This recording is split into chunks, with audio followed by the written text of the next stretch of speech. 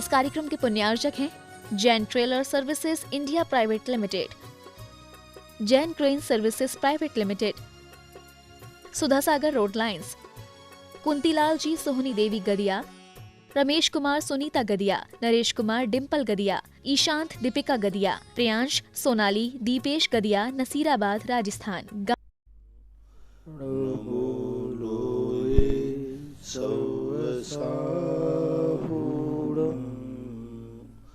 पंच परमेष्टि भगवान की जय हो। आचार्य श्री गुरुवर कुंद कुंद महाराज की जय हो। आचार्य श्री गुरुवर विद्यासागर महाराज की जय हो। परम पूज्य निर्यापक मुनि श्री 108 सुधा सागर जी महाराज की जय। समस्त मुनि संघ की जय। परम पूज्य मुनि श्री निष्कंप सागर जी महाराज की जय। नमो।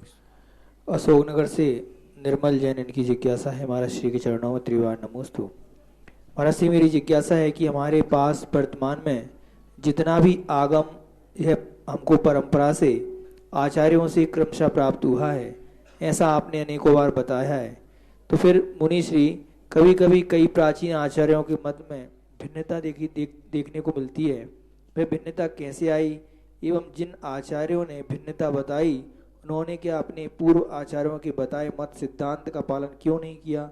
कृपया समाधान करें। भिन्नता होने के दो कारण हैं। भगवान ने तो एक ही वाणी बोली थी, लेकिन लोगों को अलग अलग अर्थ ले लिया।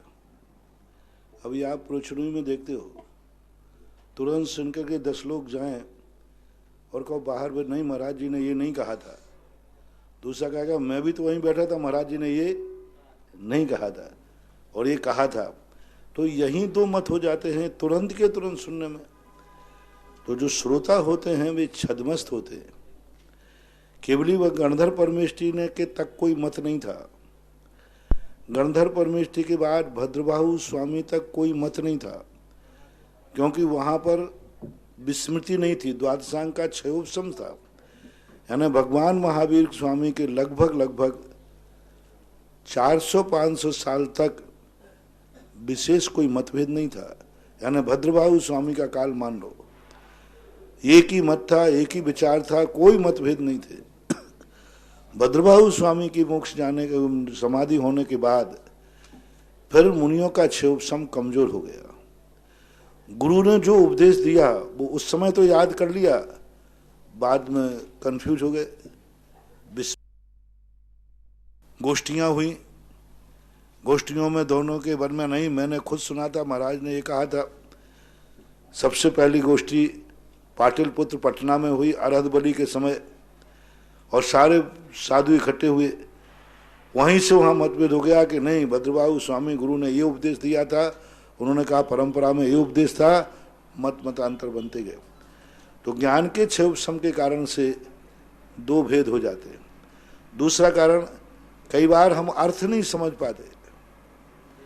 महाराज ने कहा अजय रष्टव्यम, अब आगे पीछे कुछ नहीं। अजय रष्टम का अर्थ है जब यज्ञ करो तो उसमें यज का होम करो। इसके दो अर्थ हैं, अज यानी बकरा और अज यानी धान यानी चावल, जिसमें अंकुर नहीं आ सकते। अब लोग दो बहस हुई, क्या सबूत है तुम्हारे पे आज के महाराज ने यहाँ धान कहा है और अजय रष्टव्यम कहा था? तो कई बार शब्दानाम अनेक अर्थ था, शब्दों के अनेक अर्थ होते हैं, तो लोग अपने अपने क्षयोपशम के अनुसार अनेक अर्थ निकाल देते हैं और उसको वही मान लेते हैं कि नहीं यही कहा था। अब दूसरा प्रमाण है कि यदि कोई व्यक्ति हो तो वो हो सकता है। इसलिए आचार्यों ने जो मतभेद दिए हैं वो अपनी क्षयोपशम के अभाव के कारण हुए, नाना प्रकार के क्षयोपशम। अब उसको कौन उसको प्रमाणिक करे? ज्ञानी कोई हो तो प्रमाणिक हो। उसके बाद सब धीरे धीरे ज्ञान कम होता गया, तो ये सारे मतभेद, नाना प्रकार के मतभेद हो गए और आज अपन बीच में अनेक पंथ चल गए, मत चल गए। ये हमारा दुर्भाग्य है कि हम ऐसे युग में शामिल हुए जिस युग में पूर्ण ज्ञानी नहीं है जो निर्णय कर सके। सुरेंद्र नगर मुजफ्फरनगर से तृप्ति जैन की जिज्ञासा है। महाराज श्री के चरणों में नमोस्तु। महाराज श्री, मैंने आपसे अपनी जिज्ञासा में सगड़ चक्रवर्ती के बारे में पूछा था और आपने उनके और उनके पुत्रों व भागीरथ जी के बारे में बताया था। महाराज जी, मेरी उसी से संबंधित दूसरी जिज्ञासा ये है कि जब सगर चक्रवर्ती के देव पर्याय के मित्र उन्हें समझाने के लिए आते हैं तो वह देव चारण रिद्धिधारी मुनिराज का भेष धारण करते हैं, तो क्या देवलोग भी रिद्धिधारी मुनिराज का भेष धारण कर सकते हैं? और अगर सगर चक्रवर्ती के सभी पुत्र और भागीरथ जी भी मोक्ष गए तो यदि हाँ तो ये कहाँ से मोक्ष गए, कृपया बताने की कृपा। किसी को समझाने के लिए तो कोई बड़ी बात नहीं, देवता लोग कौतूहल कुछ भी कर सकते हैं। दो प्रकार से कर सकते हैं। कोई मिथ्या दृष्टि देव है तो हंसी मजाक के रूप में आता है। हमारे शास्त्रों में एक कथा आती है कि दो प्रकार के उदाहरण मिलते हैं। देवता ने मुनि महाराज का रूप लिया। एक मुनि महाराज मिलता है पूज्यवर समंतभद्र महाराज ने निर्विचिकित्सा अंग में एक उदाहरण दिया कि जनेन्द्र सेठ होते हैं, वो इतने निर्विचिकित्सा अंग हैं कि वो कभी भी ग्लानि नहीं करते, उनकी चर्चा स्वर्गों में हुई। तो एक देवता ने मुनि का भेष बनाया और ऐसा भेष बनाया, दुर्गंध आ रही है, कीड़े पड़ रहे हैं, पस निकल रहा है और आहार चर्या को उठ गए। सारी दुनिया जहां से वो आहार को जहां लोग नाक बंद करके भागे, अरे कितना गंदा साधु है, सब जैन ही भाग गए। कोई उनको पड़काने को तैयार नहीं, कोई नमोस्तु करने को तैयार नहीं। मुनि मुद्रा है, पीछे कमंडल है, कोई नमोस्तु नहीं करने, सब भाग रहे क्योंकि गंदी इतनी आ रही दुर्गंध और शरीर में से कीड़े खून पे बह रहा है। जो जनेन्द्र सेठ थे, जो गुहन अंग में प्रसिद्ध हुए, वो देख करके भागे नहीं। ओहो, ये कर्म कितना दुष्ट है, देखो हमारे मुनि महाराज को नहीं छोड़ रहा है। ओ भगवान, ऐसे मुनिराज की क्या दशा हो रही, और ऐसे मुनिराज आहार को निकले हैं, उनको कितनी तकलीफ होगी। और उन्होंने पड़गा लिया। पड़गाहन करने के बाद उसने इतना आहार किया कि पूरा जितना आहार था सब खा लिया। फिर भी वो अंजलि खोल के खड़ा रहा। तो राजा कहते हैं, राजा के नाम में थोड़ा अंदर, उद्यान कोई नाम है, दूसरा नाम भी हो सकता है, राजा उद्यान नाम भी होता है। तो उनको वो घबरा गए राजा। तो उन्होंने ये नहीं कहा कि ये मुनिराज कितना खाता है, कितना बीमार है। उनका ओहो, मैं कितना पापी हूँ, अपने आप को राजा समझता था और मेरे पास एक मुनिराज का भी पेट भरने लायक भोजन नहीं था। अभी अपनी आलोचना करने लगे। थोड़ी देर बाद जब उनके पास कुछ बचा ही नहीं तो हाथ जोड़ लिए, पैर पड़ लिए, महाराज जी अब हमारे पास कुछ भी नहीं बचा। महाराज को कुछ भी नहीं कहा। उस दिन जाकर के जितना खाया था, बोले अब तेरे पास नहीं है तो जो दिया ये भी वापस ले ले। तो जितना खाया था वो सारी बमन उसी राजा के ऊपर कर दिए। तब भी राजा ने ये नहीं कहा कि देखो पहली बात तो इसको कोई पड़गा नहीं रहा था, मैंने पड़गा लिया, इतना खा लिया और उसको उल्टी कर दी। क्या बोलते हैं वो, ओहो मैं कितना पापी हूँ कि महाराज जी को मेरे आहार में कोई गलत वस्तु पहुंच गई, कोई गलत वस्तु पहुंच गई। देखो इतने बीमार, कितनी भूख इनको लगी है और जो थोड़ा बहुत मैंने दिया उसमें भी कोई गलत आहार पहुंच गया, मेरी गलती के कारण से महाराज को हुआ। तो अपने कपड़े से ला करके महाराज को पहुंच रहे हैं। महाराज सब गंदे हो गए, पहुंच रहे, सब कर रहे। महाराज बहुत, इतने में वो तो बनावटी देवता था, उसने कहा जैसा मैंने तुम्हारा नाम सुना था वैसा ही है। और देवता ने अच्छा रूप बना करके, सब बमन तो उसकी माया थी, 2 मिनट में सब साफ करके उसने राजा की भारी प्रशंसा की। तो वहां पर एक मुनि भेष धारण करने का उल्लेख मिलता है। एक उल्लेख मिलता है भीम के पूर्व भाव में, जब उन्होंने नियम लिया था कि मेरे पास दुनिया में कहीं औषधि है तो मैं उसको मरने नहीं दूंगा। तो एक मुनि का भेष धक करके आया, पूज्यवर रविशरण महाराज पद्म पुराण में लिखा। तो ऐसे कुछ उदाहरण मिलते हैं जो मुनि लोगों का भेष देवताओं ने धारण किया है, प्रभावना के लिए, परीक्षा के लिए। तो इसी प्रकार सगर चक्रवर्ती को संबोधन के लिए कोई मुनि राज का भेष धारण कर लिया। हाँ, चंद्रगुप्त तो आहार दान कहता है, मुनि भेष करने। तो ऐसे कई उदाहरण और भी मुनि भेष धारण करने के मिलते हैं। इससे सिद्ध हुआ धर्म प्रभावना के लिए परीक्षार्थ देवता लोग ऐसा करते हैं, कर सकते हैं। सगर चक्रवर्ती का मोक्ष कहाँ से हुआ, उनके 60,000 पुत्रों का मोक्ष कहाँ से हुआ, इसके उपदेश का अभाव है, मुझे कहीं देखने में नहीं आया। बेंगलोर से निश्चय जैन की जिज्ञासा है महाराज श्री के चरणों में नमोस्तु। महाराज श्री, क्या गणधर भगवान तीर्थंकर प्रकृति का बंद कर सकते हैं और दो कल्याणक वाले तीर्थंकर बन सकते हैं या नहीं? कृपया समाधान करें। गणधर भगवान तीर्थंकर प्रकृति का बंद कर सकते हैं और दो कल्याणक वाले तीर्थंकर हो सकते हैं क्या? गणधर परमेष्टि को तीर्थंकर प्रकृति के बंद का कोई भी उल्लेख नहीं पाया गया, क्योंकि चूंकि उसी भाव में उनको मोक्ष और वो विपुलमती मना परिज्ञान के धारी है, संपूर्ण रिद्धियां उसके पास है। सिद्धांत के अनुसार यदि व्यवस्था देखी जाए तो तीर्थंकर प्रकृति के बंद करने में कोई विरोध तो नहीं है, क्योंकि ऐसी कोई भी उनकी दशा नहीं जिनको तीर्थंकर प्रकृति का बंध ना हो सके, क्योंकि दो पंच कल्याणक वाले भी तीर्थंकर होते हैं विधेय क्षेत्र में, और विधेय क्षेत्र में गणधर परमिष्टि भी होते। तो जो दो कल्याणक करने वाले मुनिराज ने किसी तीर्थंकर प्रकृति का बंध करके और तीर्थंकर पे बंद करने में तो कोई बाधा तो नहीं है, आगम से सिद्धांत से कोई बाधा नहीं है। लेकिन अभी तक कोई ऐसा उदाहरण देखने में नहीं आया जिसने गणधर परमिष्टि ने उसी भाव में, जब वो गणधर परमिष्टि हैं, किसी ने तीर्थंकर प्रकृति का बंध किया हो, ऐसा फॉर एग्जाम्पल कोई उदाहरण देखने में नहीं है। लेकिन सिद्धांत ग्रंथों के अनुसार बंद करने में कोई बाधा भी नहीं है। मुंबई से विजय जैन, इनकी जिज्ञासा है। महाराज श्री के चरणों में नमोस्तु। महाराज श्री, आपने बताया कि असाध्य रोग होने से उन्हें खुद के ना बचने की भावना व किसी अन्य को पैसा रोग ना हो, ऐसी भावना दिल से करने से उन्हें स्वस्थ लाभ हुआ। जिसमें मेरी सी जिज्ञासा है, क्या ये लाभ खुद की मरण भावना से होगा या अन्यों की हेतु परमार्थ की भावना से?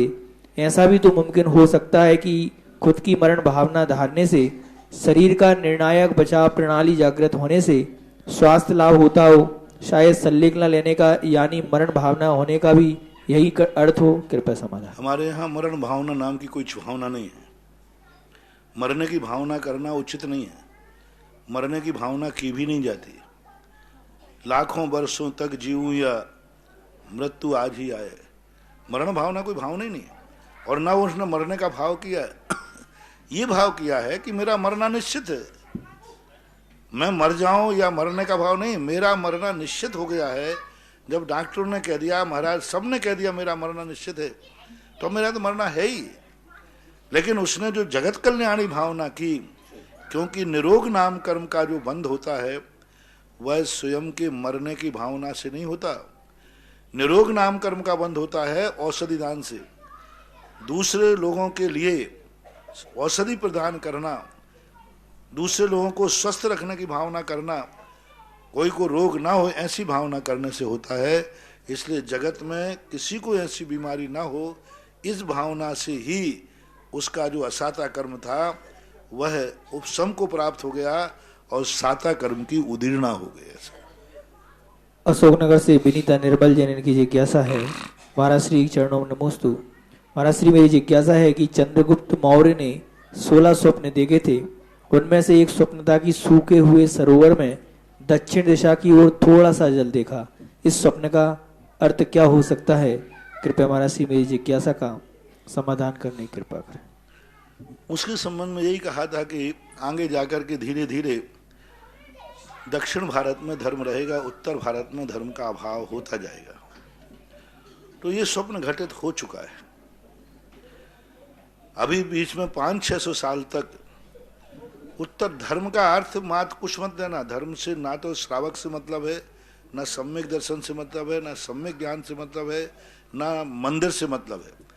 धर्म का जीवित रहना और नहीं रहने का अर्थ है मुनि मुद्रा से मतलब। जो बीच में सुबोधिनाथ से लेकर शांतिनाथ भगवान के बीच में भी धर्म का जो विच्छेद हुआ, तो मंदिरों के अभाव नहीं हो गए थे, सम्यक दृष्टि श्रावकों के अभाव नहीं हो गए थे, मुनि धर्म का अभाव हो गया था। मुनि धर्म का अभाव होना ही धर्म का अभाव माना जाता है। तो अभी उत्तर भारत में 500-600 साल तक, पूज्यवर शांति सागर महाराज के पहले तक उत्तर भारत में मुनियों का सर्वथा अभाव हो गया था। तो उन्होंने जो सूखा सरोवर देखा था, सूखा पेड़ देखे थे, वो ये था। और दक्षिण में थोड़ा सा पानी भरा हुआ गड्ढे में देखा था, तो उसका प्रतीक था कि दक्षिण में कुछ मुनिराज रहेंगे। तो जब यहाँ 600 साल तक मुनिराज नहीं रहे, तब दक्षिण में मुनिराज थे। बस ये है कि वे मुनिराज पूर्णतः अपनी निर्दोष चर्या का पालन नहीं कर पा रहे थे। पूज्यवर शांति सागर महाराज ने गृहस्थ अवस्था के अंदर एक मुनिराज की सेवा की, जिसे महाराष्ट्र के एक पंडित हुए बंशीधर जी सोलापुर के, उन्होंने एक चारित्र चक्र शांति सागर चरित्र लिखा। सन 1932 में उसका प्रकाशन हुआ, जिस समय पूज्यवर का चित्रमात जयपुर में था, उस समय इसका विमोचन हुआ था। उसके अंदर उन्होंने उल्लेख किया कि पूज्यवर शांति सागर महाराज जब वो गृहस्थ अवस्था में थे 7 घोड़ा के रूप में, तब एक महाराज जंगल में नसिया में रहते थे। जंगल में जो अपनी नसियाएं बनती थी वहाँ रहते थे, नदी को उस पार, क्योंकि शहरों में आना जाना तो बंद था। तो उनको वो 8 दिन में 1 दिन आहार करने आते थे। बीच में नदी पड़ती थी, बहुत गहरी नदी थी, इतनी गहरी गले तक पानी रहता था। तो शांति सागर महाराज जो गृहस्थ अवस्था में थे, वो उनको कंधे पर बैठाल करके, और 8 दिन में वो यहाँ आहार करने आते थे, तो कंधे पर बैठाल के लाते थे और कंधे पर बैठाल करके नदी पार कराते थे। ये उल्लेख उनका हमने पढ़ा, और वो देख करके मुझे लगा कि महाराज की अवस्था, यानी उसके पहले जब महाराज ने दीक्षा नहीं ली थी, मुनि महाराज थे, उनका नाम था सिद्ध सागर महाराज।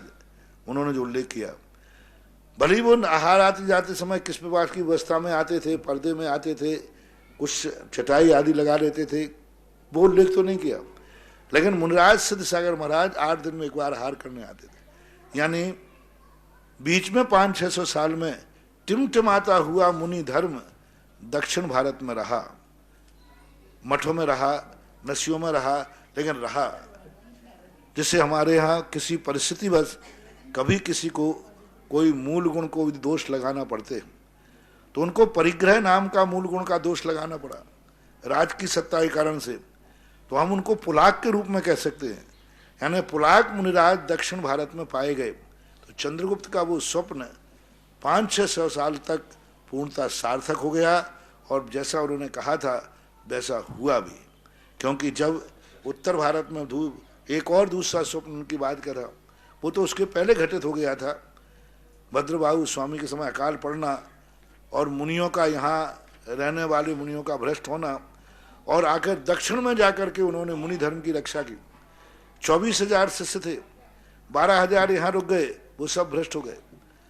और जो 12,000 यहाँ से दक्षिण भारत चले गए, तो दक्षिण भारत में उन्होंने अपने मुनि धर्म की रक्षा की। इसलिए स्वप्न आता है कि दक्षिण भारत में धर्म की रक्षा होगी, यानी मुनि धर्म की रक्षा होगी, ऐसा अर्थ निकालना चाहिए। ये नहीं रखना चाहिए कि दक्षिण में ही मुनि महाराज होंगे, उत्तर भारत में नहीं होंगे। नहीं, ये घटनाएं कहलाती हैं सांकेतिक। सूरत से मंजू गोदाइन की जिज्ञासा है महाराज श्री के चरणों में नमोस्तु। महाराज जी, हम पद्मनंदी पंचविंशति का ग्रंथ का स्वाध्याय कर रहे हैं। उसमें 44 नंबर के श्लोक में मुनि महाराज के आवश्यक के अंतर्गत समता का वर्णन करते हुए एक वाक्य आया है, मोह से तो संसार परिभ्रमण होगा ही, इसलिए मुनिराज निरंतर बसूला और हरित चंदन इन दोनों से ही समभाव को धारण करते हैं। तो महाराज जी, ये बसूला और हरित चंदन का क्या मतलब है? बसूला होता है, एक हाथी होते ना, हाथी लकड़ी का काम करने वाले, इनके एक हथियार का नाम बसूला होता है। थोड़ा कुल्हाड़ी जैसा होता है, ऐसा झुका हुआ, कुल्हाड़ी थोड़ी सीधी होती है। बसूला का जो फन होता है करने वाला, वो थोड़ा यूं होता है, वो यूं चलता है। उसको चलाना सबके बस की बात नहीं है, थोड़ा ही चूक जाए तो वो स्वयं के आगे पेट में लग जाए। तो वो बसूला नाम का एक शस्त्र है, जिससे लकड़ी बनाने के काम में लिया जाता है। तो कोई बसूला से छीले, यानी उनका ये है कि कोई बसूले से लाकर महाराज की चमड़ी छीले और कोई चंदन का लेप करे, तो दोनों के प्रति उनका समता भाव है, ऐसा उपमा रूप कथन किया गया है। ऑनलाइन जिज्ञासाओं के बाद यहाँ उपस्थित सभी श्रावक श्राविकाएं और जिनवाणी चैनल और सुधा कलश चैनल के माध्यम से देख रहे सभी श्रावक श्राविकाओं की ओर से परम पूज्य श्री के चरणों में कोटिशः नमोस्तु नमोस्तु नमोस्तु गुरुवर। आज की प्रथम जिज्ञासा के लिए आमंत्रित कर रहा हूँ श्री जितेंद्र कुमार जी जैन शहपुर, और तैयार रहेगी श्रीमती रीटा जी जैन, प्रेसिडेंट जैन महिला मंडल करनाल।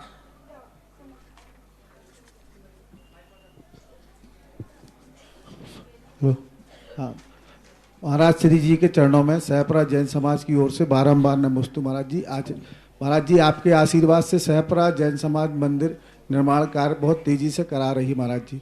मेरा विचार ये है महाराज जी, ऐसा क्या हो कि सहपरा जैन समाज भी अतिशय क्षेत्र में आ जाए, ऐसा कार्य करे जैन समाज ताकि उसका दिनों दिन तरक्की हो महाराज जी। आशीर्वाद दें महाराज। देखो, मंदिर मंदिर ही रहेगा, तीर्थ क्षेत्र ही रहेगा। तीर्थ क्षेत्र जहाँ होता है फिर तुम नहीं रह पाओगे वहाँ, और तुम्हें रहना है तो फिर मंदिर ही रहने दो, क्योंकि अतिशय क्षेत्र का जो आभा मंडल होता है, एनर्जी होती है, वो बहुत बड़ी होती है। जितनी पावन वस्तु होगी उसका एरिया भी उतना ही पावन होता है। इसका होरा होता है, होरा कहलाता है, जो बनता है। जो जितनी पावन वस्तु होगी उसको उतना ही पावन बड़ा क्षेत्र चाहिए।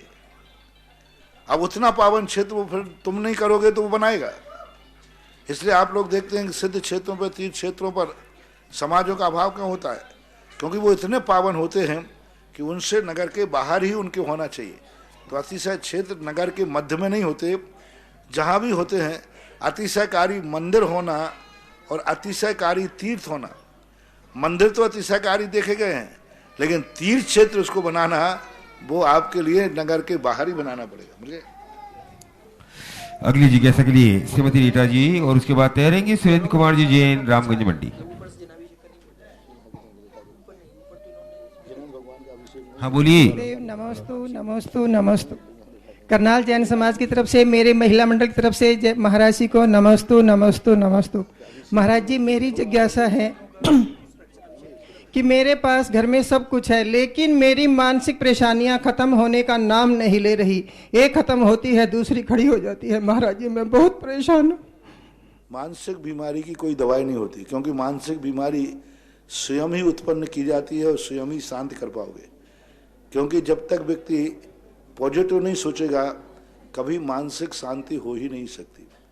मानसिक बीमारी उनको होती है जो नकारात्मक सोचते हैं, हमेशा उल्टा सोचते हैं, हमेशा उल्टा सोचते हैं। और मानसिक बीमारी दूर करने का है, कोई हमारे विरुद्ध में भी सोच रहा है तो हम उसका पॉजिटिव सोचें। कोई हमें गाली भी दे रहा है तो पॉजिटिव सोचें। नेगेटिव सोचने वाले व्यक्ति कभी शांत नहीं रह सकते। दुनिया में कोई भी ये नकारात्मक ऊर्जा वाली बीमारी जिनको हो जाती है, उसका कोई दवाई नहीं। इसलिए मानसिक बीमारी को तो आप पॉजिटिव सोचना शुरू कीजिए।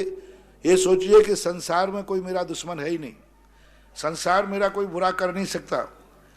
दुश्मन भी है तो वो भी मेरा बुरा नहीं करेगा। शेर तुम्हें खा रहा है तो भी ये कहो कि ये मेरा बुरा नहीं कर सकता, तो ये खा तो रहा है, बोले खा लेगा लेकिन मेरा बुरा नहीं करेगा, मेरा कुछ भी नहीं बिगाड़ सकता। तो हर व्यक्ति को यदि हम पॉजिटिव दृष्टि से देखेंगे तो ही ये मानसिक बीमारी शांत हो जाती है। और जिसको पॉजिटिव सोचने की कला आ जाती है उसको कभी टेंशन नहीं होता। कितना भी विरोध, कितने भी उपसर, कितने भी विपरीत परिस्थितियां आ जाए, लेकिन पॉजिटिव सोच जिसके मन में आ जाता है वो हर चीज को हंसते हंसते गुजार देता है। ऐसे बड़े बड़े संकट, ऐसी बड़ी बड़ी प्रतिकूल परिस्थितियां आ जाती हैं, लेकिन उसके माथे पर सिकन नहीं आती, कुछ भी नहीं होता। लोग अपन को लगते हैं अरे इतना बड़ा कार्य हो गया और इसके मन में तो कोई टेंशन ही नहीं, कोई विचार ही नहीं। उसको नहीं आएगा, क्योंकि उसने पॉजिटिव सोचना शुरू कर दिया। और मेरा तो मानना यह है कि जिंदगी में जो सबसे बड़ा धर्म यदि है और धर्मात्मा वही है जो पॉजिटिव सोचता है। जैसे अभी आया था प्रश्न में कि वसूला मारना और लेप लगाना दोनों के प्रति कितना बड़ा पॉजिटिव सोच है। यानी जो उसकी चमड़ी को छील रहा है, एक गले में सांप डाल रहा है और एक गले से सांप हटा रहा है, दोनों के प्रति कितना पॉजिटिव सोचा। एक विरोध भी है, नकार मतलब सब कुछ नाश कर रहा है, तो भी उसके प्रति पॉजिटिव सोच। तो सबसे बड़ा धर्म यह है कि व्यक्ति दुश्मन की हुई हरकतों पर भी पॉजिटिव सोच बना ले। उस व्यक्ति को कभी टेंशन नहीं हो सकता, उस व्यक्ति को कभी क्रोध आदि भाव नहीं भड़केंगे, क्योंकि वो हर चीज को पॉजिटिव लेता है। मेरा सोच तो यही है। इसलिए आप मानसिक बीमारी वाले लोग दुनिया में बहुत हैं, थोड़ा नकारात्मक सोच बंद कीजिए, थोड़ा पॉजिटिव सोचिए। दुनिया को अपना दुश्मन नहीं मित्र मानने की चेष्टा करो। सत्वेषु मैत्रीम गुणशो प्रमोदम क्लिष्टेषु जीवेषु कृपा परत्वम माध्यस्थ भावम विपरीत वृत्तौ सदा ममात्मा विदधातु देवो। सभी जीवों के प्रति मैत्री भाव, विपरीत जीवों के प्रति द्वेष भाव नहीं, माध्यस्थ भाव और गुणियों के प्रति आह्लाद भाव, यही मानसिक बीमारी का निदान है। बाकी तो भगवान ही मालिक है।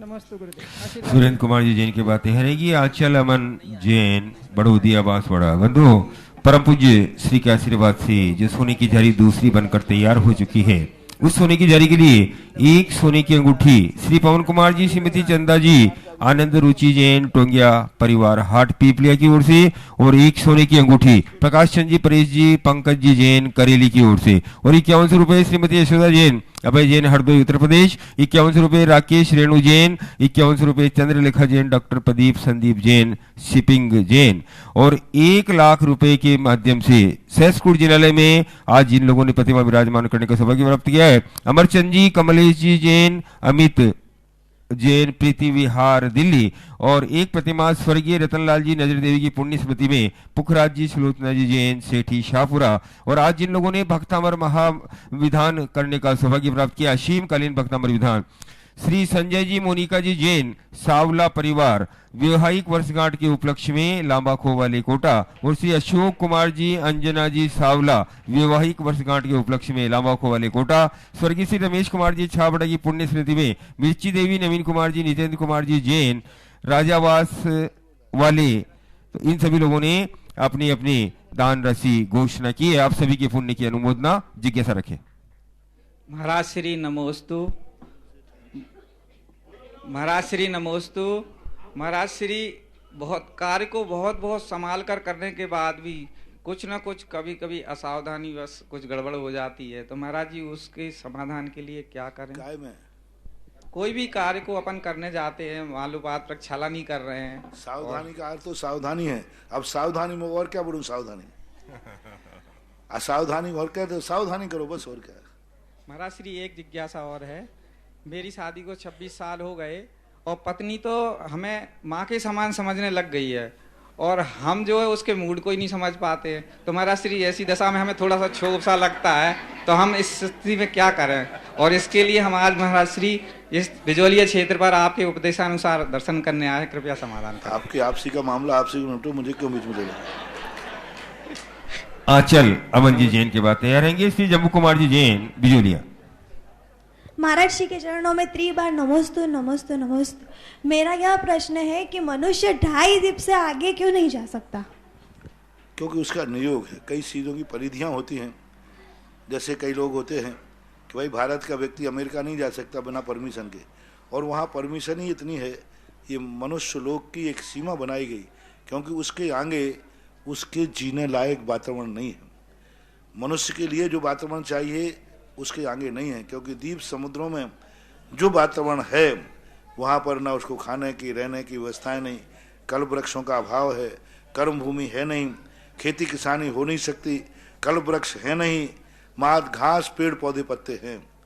तो वहाँ उनके रहने के योग्य जो सुविधाएं चाहिए वो अनुकूल वातावरण नहीं है, एक बात।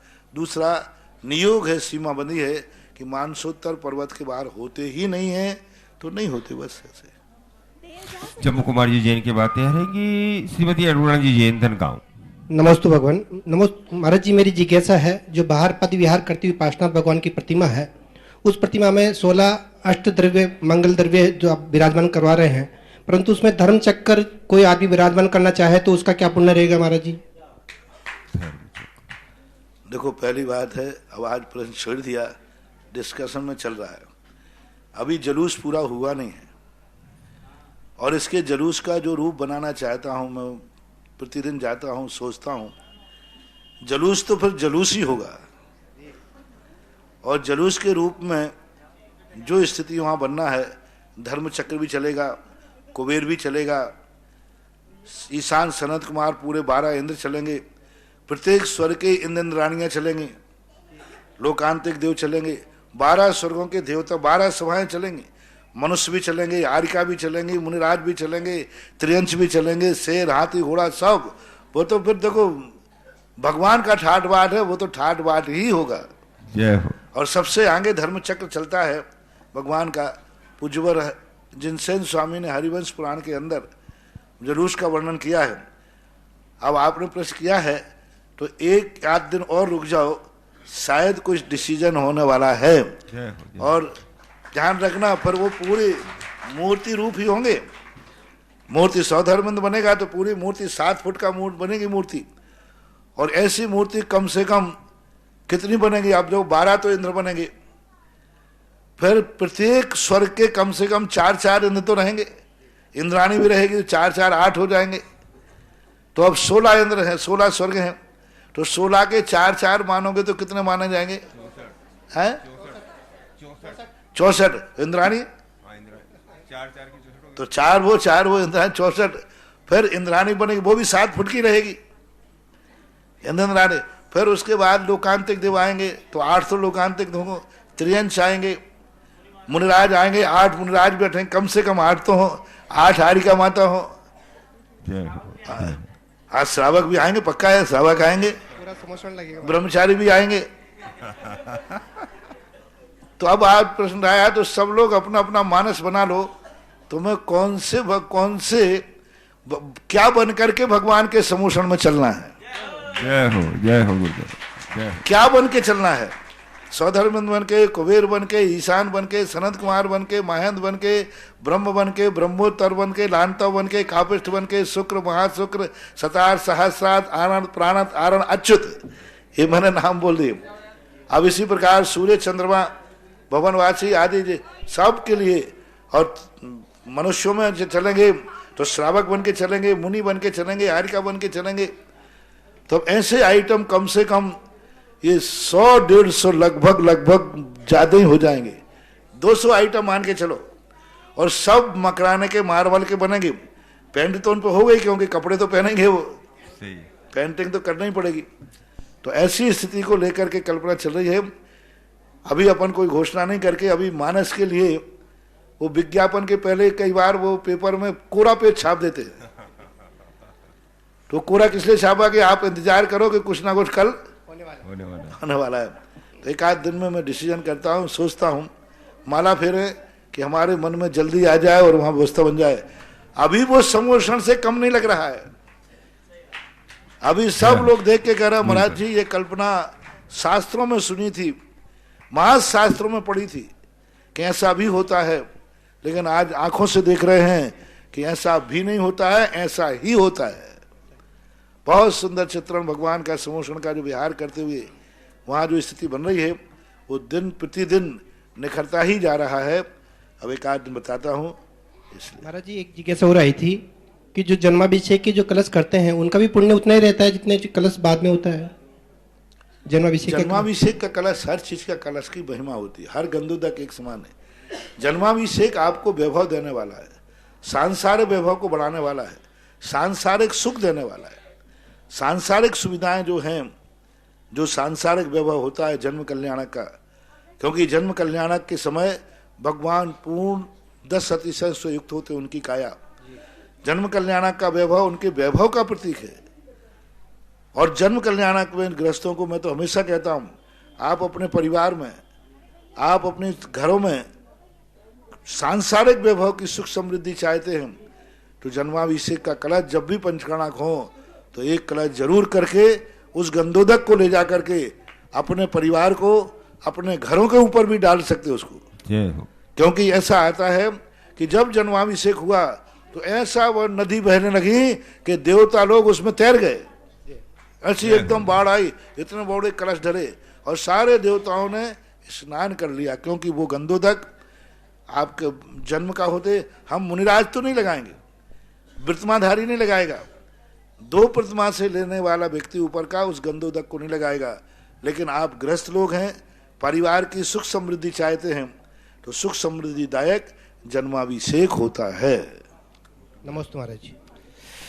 हाँ, तैयार रहेंगी अरुणा जी जैन और उसके बाद चौधरी संजय सिंह जी जैन, संत सुधासागर छात्रावास बरुआ। परम बंधुओं, परम पूज्य श्री के आशीर्वाद से और तपोदय तीर्थ क्षेत्र पर समय आ चुका है जो भव्य पंच कल्याणक परम पूज्य श्री के सत्संग सानिध्य में यहाँ होने जा रहा है। ऐसा अंतर्राष्ट्रीय पंच कल्याणक और गगन बिहारी पार्श्वनाथ भगवान और जो विशाल 27 फुट ऊंचे पार्श्वनाथ भगवान का पंच कल्याणक यहाँ होने वाला है। उस पंच कल्याणक में जन्माभिषेक के कलश के लिए मेरे पास 11,000 से ऊपर राशि के कम से कम 80 नाम हैं। तो मैं कुछ नाम अभी पढ़ रहा हूँ, बाकी के नाम कल पढ़ेंगे। सबसे पहले 11,000 रुपए की राशि जिन्हें जन्माभिषेक कलश करने का सौभाग्य प्राप्त किया: पारस कुमार जी चाहत जी सोगानी बूंदी, महावीर जी जैन हर्षोरा बूंदी, महेंद्र कुमार जी सुजीता जैन डिप्टी नेहल जी कासलीवाल बूंदी, विनोद कुमार जी वंदना देवी पाटनी बूंदी, नरेश कुमार जी अमन अक्षत बूंदी, नरेंद्र कुमार जी सुरेंद्र कुमार जी कोटिया बूंदी, राजेंद्र कुमार जी कपिल जी पाटनी बूंदी, ऋषभ कुमार जी हरीश कुमार जी बरमुंडा बूंदी, बागचंद जी लाभचंद जी शाह कांकरे तलाई बेगू, नेमीचंद जी मुकेश कुमार जी दिनेश कुमार जी चेची बेगू, अशोक कुमार जी शैलेश जी सिद्धार्थ जी पाटनी बेगू और 21,000 रुपए की राशि से नरेश कुमार जी रमेश कुमार जी दीपक जी ललित जी जैन गंगवाल बूंदी, पारस कुमार जी हुक्मचंद जी धानोतिया बूंदी, पदम कुमार जी विपिन जी लीलेड़ा वाले बूंदी और 11,000 रुपए की राशि से जो नाम मैं बोल रहा हूं, केवल चंद जी पदम कुमार जी लामाबाद श्रीपुरा, तेजमल जी सूरजमल जी धनोपिया श्रीपुरा, सावला परिवार रावत भाटा, मीठालाल जी संजय जी जैन भिंडर वाले रावत भाटा, सौभागमल जी अमोलक चंद जी सेठिया रावत भाटा, सतीश कुमार जी अमित जी हरसोरा रावत भाटा,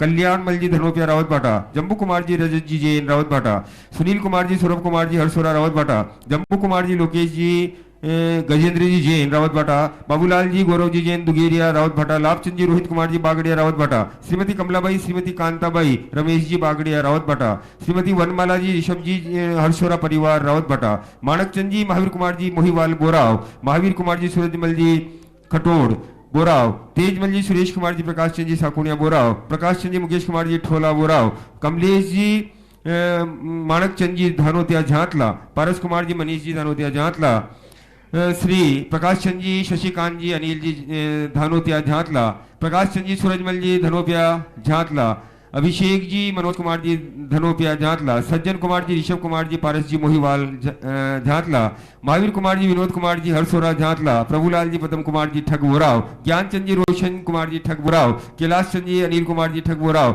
सूरजमल जी पारस कुमार जी ठग बोराव, चांदमल जी लाभचंद जी ठग बोराव, विमल चंद जी सुरेश कुमार जी ठग बोराव, निर्मल कुमार जी पवन कुमार जी ठग बोराव, महावीर कुमार जी संजय कुमार जी ठग बोराव, माणक चंद जी महावीर कुमार जी पारस जी धनोपिया झांतला, अनिल कुमार जी अक्षत जी दुगेरिया झांतला, विमल चंद जी महावीर कुमार जी धनोपिया झांतला, लादूलाल जी अशोक कुमार जी ठग सिंगोली। अभी बहुत सारे नाम और हैं, जिज्ञासा रखें और आज समय होगा तो आज, नहीं तो कल इनकी घोषणा की जाएगी। जिज्ञासा रखें। नमोस्तु महाराज जी, मेरा क्वेश्चन है कि नमोकार मंत्र में पंच परमेश्वर को नमस्कार किया गया है, तो ये पापों का गालन कैसे करता है?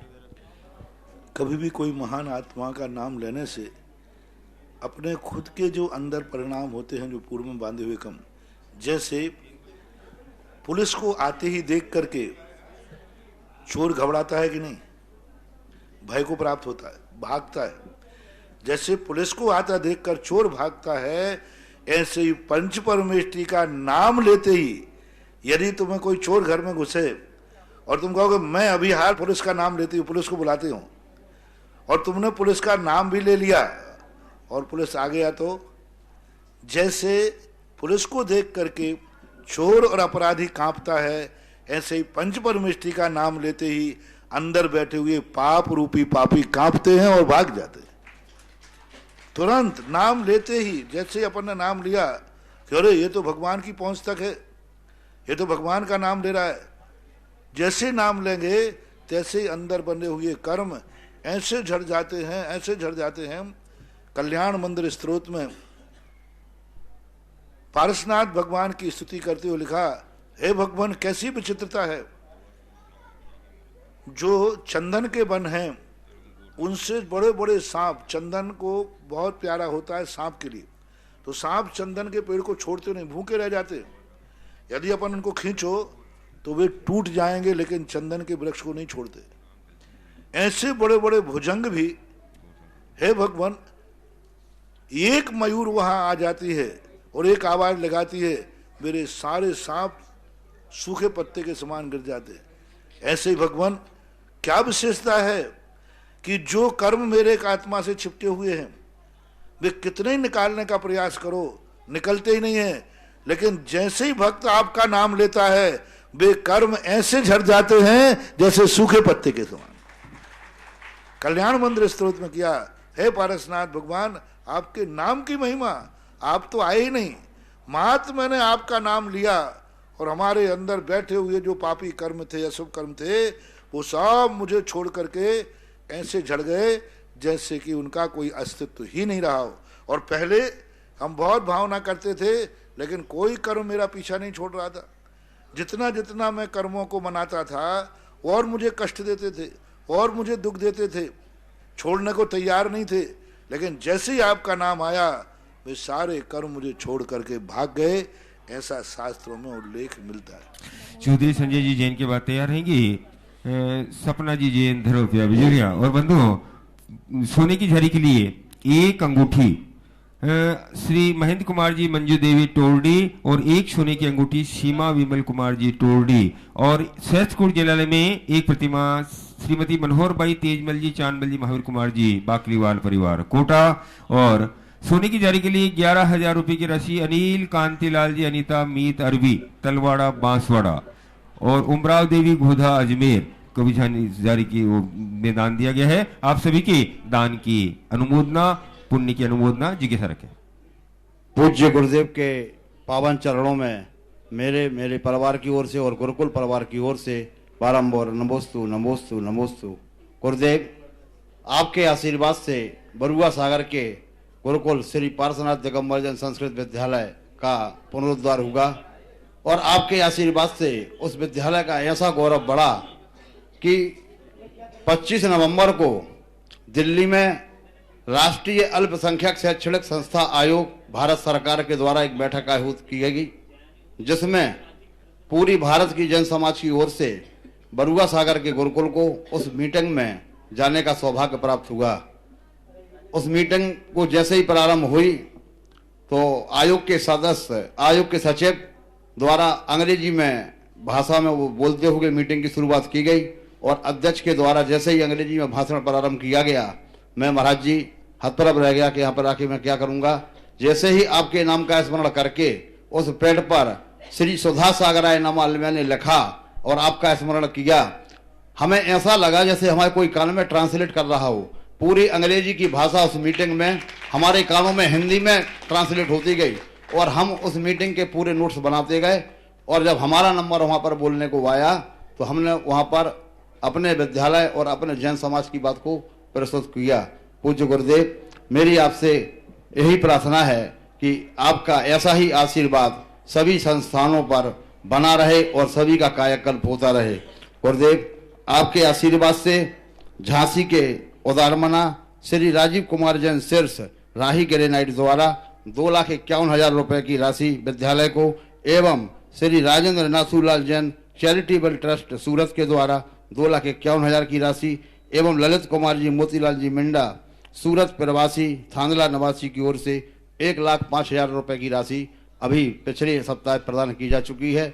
गुरुदेव, मैं एक और यहाँ पर सभी को बताना चाहूँगा कि जैसा कि आपने बताया था कि अगर कोई विपदा, कोई परेशानी आती है तो पूजन की थाली के जो पुष्प बचते हैं उनका क्षेपण करो और भक्तंबर का पाठ की आपने जो महिमा बताई, ऐसे ही 19 जनवरी को बरुआ सागर के विद्यालय जो आपके आशीर्वाद से नए भवन का निर्माण कार्य चल रहा है, वहाँ पर एक बहुत बड़ा व्यवधान उत्पन्न हो गया और हमारे जीवन का एक अस्तित्व संकट में पड़ गया। जैसे ही आपके नाम का स्मरण करके पूजन की थाली के जो पुष्प बचे थे उनका क्षेपण उस भूमि पर किया और बच्चों के द्वारा जो 48 काव्य भक्तंबर के पढ़े गए तो गुरुदेव 48 घंटे के अंदर सारे व्यवधान दूर हो गए। यह आपके आशीर्वाद और आपकी कृपा का फल है। आपके पावन चरणों में पुनः मैं नमोस्तु नमोस्तु नमोस्तु करते हुए आपसे प्रार्थना करता हूं कि आपका आशीर्वाद और वह विद्यालय संस्थान आपकी दृष्टि में सदैव बना रहे, ऐसी महती कृपा करें। भी पुराने संस्थान होते हैं, समय आने पर उनका जीर्णोद्धार भी होना चाहिए। आज बरुआ सागर एक ऐसी देन है सारे भारत के लिए जहाँ से अनेक विद्वान निकले। विद्वान निकल करके तो निकल जाते हैं, लेकिन अपने पीछे जिस संस्था से उपकार होते हैं उस संस्था को उठा नहीं पाते। आज बरुआ सागर से इतने बड़े बड़े विद्वान निकले हैं कि यदि एक विद्वान अपने प्रवचनों में जहाँ जाते हैं बरुआ सागर का नाम ले लेवे तो इतनी आर्थिक संपदा बरस जाएगी कि बरुआ सागर आकाश में पहुंच जाएगा। लेकिन बरुआ सागर के निकले हुए विद्वान जिस संस्थान से निकले हैं, उस संस्थान की जर्जरित हालत देख रहे हैं, समाप्त होते देख रहे हैं। लेकिन कभी भी इतने वर्ष हो गए, कभी अभी एक पंडित हैं अरुण कुमार शास्त्री, सांगानेर में प्राचार्य पद पर नियुक्त हैं। उन्होंने इस बार हमने उनको संस्थान से फ्री करके कहा, मैंने कि बरुआ सागर से आप निकले हो, आप अपनी संस्था के लिए कितना बोल सकते। तो जब उन्होंने संस्था के लिए बोला, प्रोशन के अंदर कम से कम कितना पर लाए थे वो संस्थान से 8 लाख रुपया एक साथ उन्होंने 17 लाख रुपए सूरत से। अब एक विद्वान अकेले अरुण कुमार पंडित जी ने 11 लाख रुपए किशनगढ़ से एक दिन उन्होंने अपनी आवाज उठाई कि मेरे ऊपर जो आज मेरा प्रोशन तुम सुन रहे हो, मेरे ऊपर एक माटी का उपकार है, एक, और उस उपकार के बदले 17 लाख रुपया समाज ने दिए। ऐसे कम से कम बरुआ सागर से निकले हुए ऐसे उच्च कोटि के विद्वान हैं जिनकी आवाज पर सारा भारत जानता है, लेकिन वो मात्र 10 लाख क्षण पर में जाएंगे, प्रवचन देंगे, लेकिन कभी बरुआ सागर का नाम नहीं लेंगे, अपने उपकारी संस्था के संबंध में नहीं बोलेंगे। अरे तुम अपने लिए मत मांगो, हमारे यहां नीति है, परमार्थ के कारण मर जाऊं मांगू नहीं अपने तन के काज, और परमार्थ के कारण मोह न आवे लाज। तो बरुआ सागर से जितने विद्वान निकले हम, वे यदि इस नीति को अपना लें कि जब भी हम प्रोशन की गद्दी पर बैठेंगे 5-10 मिनट हम बरुआ सागर के संबंध में बोलेंगे और बरुआ सागर की दुर्दशा दुनिया के सामने रखेंगे, तो बरुआ सागर के लिए आज जो समस्या जाती है वो बरुआ सागर आज पुनः जीवित हो सकता है। मेरे सामने जब इन्होंने रखा और बरुआ सागर के संबंध में मुझे मालूम ही था, तब मैंने इनको उत्साहित किया और कर रहा हूं, लेकिन मेरी मर्यादा है, मेरी सीमाएं हैं। मैं तो बरुआ सागर से निकले हुए विद्वानों से कह रहा हूं कि बरुआ सागर का कर्जा लेकर के मत मरो। बरुआ सागर से निकलने वाले विद्वानों की वो स्थिति मानी जाएगी कि एक बाप ने अपने बेटे को सब कुछ जायदाद बेच करके पढ़ाकर कलेक्टर बना दिया, और वो कलेक्टर बनने के बाद उसका बाप 2 रोटियों के लिए 2 कपड़ों के लिए तरस रहा है। ऐसे बेटे की क्या दशा होगी। स्वयं कलेक्टर बन गया, कमिश्नर बन गया, और उसका बेटे बाप ने सब पढ़ाया लिखाया, और आज उसका पिता 2 जोड़ी कपड़ों 2 रोटियों के लिए तरस रहा है। अब ऐसी स्थिति में उस व्यक्ति को आज बरुआ सागर से निकले हुए विद्वानों को मैं आज कहना चाहता हूं, उनको भी यही पाप लगेगा जैसा कलेक्टर बनने के बाद उसका बाप 2 रोटी को तरस रहा है। तुम इतने बड़े बड़े विद्वान होकर के आज बरुआ सागर की बिल्डिंग 4 छात्रों को रहने के लिए स्थान के लिए तरस रही है। सारे पंडितों, और ये सब पंडित विद्वान हैं, और मैं गारंटी देता हूं बरुआ सागर निकले हुए विद्वान एक नियम ले ले में कि जब भी मैं गद्दी पे माइक पे बोलूंगा, बरुआ सागर के लिए 5 मिनट बोलूंगा, तो बरुआ सागर का सारा उद्धार हो जाएगा। ये संजय बाबू लगे हैं, सिर से पहाड़ को फोड़ रहे हैं, लेकिन मुझे बहुत खुशी है कि इतने बड़े पहाड़ को फोड़ने पर आज करीबन 4-5 साल हो गए, इनका सिर सुरक्षित है। आपका आशीर्वाद है गुरुदेव। हाँ, और कुछ नहीं। तो ऐसी स्थिति को लेकर के बरुआ सागर का विद्यालय बहुत बड़ी उम्मीदें रखता है। हो सकता है बहुत अच्छा हो सकता है, पर सबको चेतना पड़ेगा, समाज को चेतना पड़ेगा। समाज के कोई लोग वीणा उठा रहे हैं। आज हमसे पूछ रहे थे, महाराज जी मुझे कोई एक ऐसा अध्यक्ष दो। मतलब मैं कहां से अध्यक्ष दूं, बाकी सब दे सकता हूं। चलो भारत के लिए मैं आह्वान करता हूं कि बरुआ सागर का कोई भी व्यक्ति अध्यक्ष बनना चाहे, अपना नाम प्रस्तावित करे और बरुआ सागर को संभाले और उसका निर्माण करे। कोई भी बन जाओ, चिंता मत करो, जो बनना चाहे अपना नाम प्रस्तावित करो कि बरुआ सागर को, जिसकी महिमा, जिसकी वेदना गुरु महाराज को है, जिसकी वेदना साधु को है, और जिसने ऐसे ऐसे विद्वान दिए हैं, ऐसे बरुआ सागर को उद्धार करने के लिए जो अध्यक्ष बनना चाहे आकर के नाम इनके पास भेज देवे, और मैं आशीर्वाद दे दूंगा और सारी योजना मैं बना दूंगा, सब बना दूंगा। लेकिन मेरी एक मर्यादा है, मैं आशीर्वाद दे सकता हूं, और जब कभी वहां पहुंच गया तो फिर तुम्हारी जरूरत ही नहीं पड़ेगी, फिर तो वो अपने आप हो जाएगी। जय हो, जय हो। लेकिन वो तो हमारी है, कोई हमारे हाथ में तो है नहीं। साधु का विहार नियत अनियत होता है, कब कैसा हो जाए। इसलिए उस बरुआ सागर के लिए सब लोग आगे आओ और संकल्प करो कि बरुआ सागर के नाम पर कोई व्यक्ति कहेगा तो सदा सहयोग के लिए तैयार रहना चाहिए। और जहां तक पुष्पों की बात कही, ये शेषाक्षत में है ही चमत्कार। शास्त्रों में लिखा है कि पूजा के बड़े हुए शेषाक्षत बहुत बड़ी शक्ति रखते हैं। सपना जी, बरुआ सागर, जैसा कि पूज्य गुरुदेव ने बताया कि भारत से जो भी सज्जन बरुआ सागर संस्थान के अध्यक्ष बनना चाहें, अगर किसी की ऐसी भावना है कि उस संस्थान को संभालें और हजारों हजार छात्रों का, विद्यार्थियों का, अपने समाज के बंधुओं का भविष्य उज्जवल करें, तो उनके लिए मोबाइल नंबर प्रेषित कर रहे हैं 9415588951 94 155 88 951। यह नंबर संस्थान के हमारा है। और जैसा कि पूज्य गुरुदेव ने बताया कि कभी पहुंच गए गुरुदेव, बरुआ सागर की धरती तो आपके चरणों का इंतजार पलक पावड़े बिछाकर कर रही है, लेकिन जब तक आप नहीं जाते तब तक हमने आपके चरणों की रज पूरे परिसर में फैला दी। सबसे बड़ी मैं कहता हूं, जिनके पास जहां विद्वान, तुम्हारे यहां से एक से एक विद्वान है। अभी तक मात्र बरुआ सागर की चिंता करने वाला एक ही पंडित मिला है, अरुण कुमार शास्त्री। और दूसरे पंडित हाँ कहते हैं, सब करते हैं, लेकिन बोल नहीं रहे, कुछ कह नहीं रहे, कोई सहयोग नहीं कर पा रहे हैं। तो ये बात को विद्वानों के लिए मैंने आज भेज दिया। अब देखो कोई शायद, क्योंकि विद्वानों के कान पे बहुत कम जुआ रखता है, उनको कोई असर नहीं पड़ता, कुछ भी पढ़ो, शायद कोई एक आध अरुण कुमार पंडित जी जैसा पानी में आ जाए, भाव आ जाए, तो शायद उसका ऋण चुक जाएगा। वो अपने बाप का ऋण चुका देगा जिसने तुम्हें इतनी ऊंचाइयां दी हैं। समाज के श्रेष्ठी वर्ग से निवेदन है कि पूज्य गुरुदेव के भावनाओं का आदर करते हुए निश्चित रूप से अध्यक्ष पद के लिए कोई उपयुक्त नाम प्रस्तावित करने की कृपा करें। सपना जी जैन धनोतिया, और उसके बाद तय रहेंगे संजय जी जैन बीनागंज। और बंधु, सोने की झाड़ी के लिए 51 रुपए की राशि की घोषणा की महेंद्र कुमार जी, दिनेश कुमार जी, सविता दीदी ललितपुर से। और जो भव्य पंच कल्याणक यहाँ होने जा रहा है उसमें एक ज्योतिषिक इंद्र 51,000 रुपए की राशि से बनने का सौभाग्य प्राप्त किया है गुप्त नाम से बेंगलोर के सज्जन ने। और महाराज से उनने ये कहा है कि जो सक्षम नहीं है हमारी ओर से उस परिवार का एक मेंबर इंद्र बनाया जाए। तो आपकी पुण्य की बहुत बहुत अनुमोदना, जिज्ञासा रखें।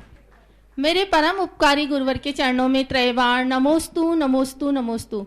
महाराज जी, हमारी जिज्ञासा है, भारतीय वसुंधरा पर अतीत में श्रवण कुमार जैसे भी पुत्र उत्पन्न हुए हैं जिन्होंने कंधे पर बिठाकर अपने माता पिता को तीर्थ यात्रा करवाई, और वर्तमान में महाराज जी ऐसे भी पुत्र उत्पन्न हुए हैं जिन्होंने अपने माता पिता को वृद्धा आश्रम तक का रास्ता दिखलाया। तो महाराज जी, अतीत और वर्तमान के संस्कारों के बीच इतना अंतर कैसे आ गया? संसार में सदा से ऐसा अंतर रहा। ये दुनिया एक ऐसी विचित्र है, कहीं धूप और कहीं छांव, हमेशा से। उस समय भी अच्छे लोग भी थे, बुरे लोग भी थे। यदि संसार में सब अच्छे लोग हो जाएंगे तो फिर मोक्ष ही संसार में उतर के आ जाएगा। इसलिए संसार में विचित्रताएं रही हैं। आपको मालूम है कि उस समय, उस युग में भी पापी बेटे भी हुए और पापी बाप भी हुए। आज भी ऐसी बात नहीं है, आज भी बहुत अच्छे बेटे हैं और अच्छे पिता हैं। अब इस होनहार की है, कर्मों का विचित्रता है। अजय जी जैन बीनागंज के बाद तैयार रहेंगी सरिता जी कोठारी। गुरुदेव नमोस्तु नमोस्तु। सुबोधय कमेटी बीनागंज की ओर से नमोस्तु नमोस्तु।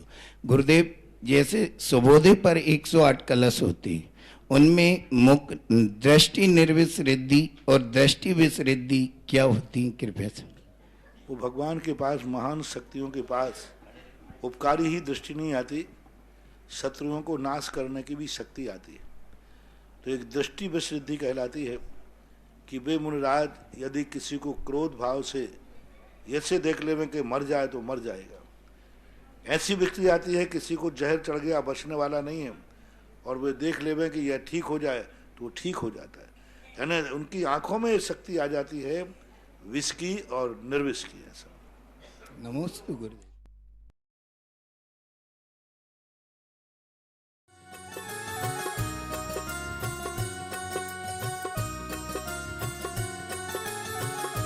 इस कार्यक्रम के पुण्यार्चक थे Jain trailer services India private limited. Jain crane services private limited, Sudha Sagar road lines, Kuntilal ji Sohni Devi Gadiya, Ramesh Kumar Sunita Gadiya, Naresh Kumar Dimple Gadiya, Ishant Deepika Gadiya, Priyansh Sonali Deepesh Gadiya, Nasirabad Rajasthan, Gandhidham.